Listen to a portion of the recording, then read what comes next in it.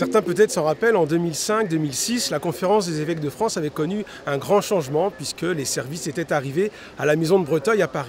15 ans après, pour mieux répondre aux attentes des fidèles, pour mieux accompagner les évêques dans leurs besoins, dans leurs attentes, il était temps également maintenant de vivre un chemin de transformation. C'est ce que nous vivons durant cette assemblée plénière de novembre 2022.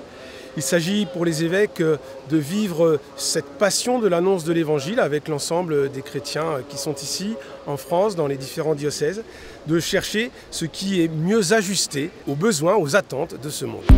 Durant ces journées, ici à Lourdes, les évêques ont été en lecture de 4 scénarios qui leur proposaient de réfléchir, d'amender, de voir un socle commun d'idées neuves pour permettre cet ajustement et cette conférence des évêques de France bien en lien avec ces attentes.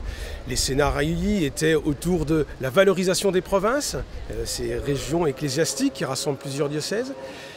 Les scénarios proposaient aussi plus de flexibilité, de réactivité, et puis finalement cherchaient toujours à être dans cette dynamique de service missionnaire avec des services techniques, ou avec des services pastoraux.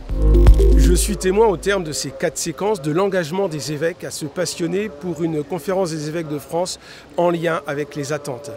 Les débats en petits groupes ou les débats en assemblée plénière ont permis d'enrichir et de poser un socle commun sur lequel va travailler 10-12 évêques avec des responsables pour pouvoir proposer pour avril 2023 un schéma directeur, un schéma d'une CEF renouvelée, toujours au service de l'annonce de l'Évangile.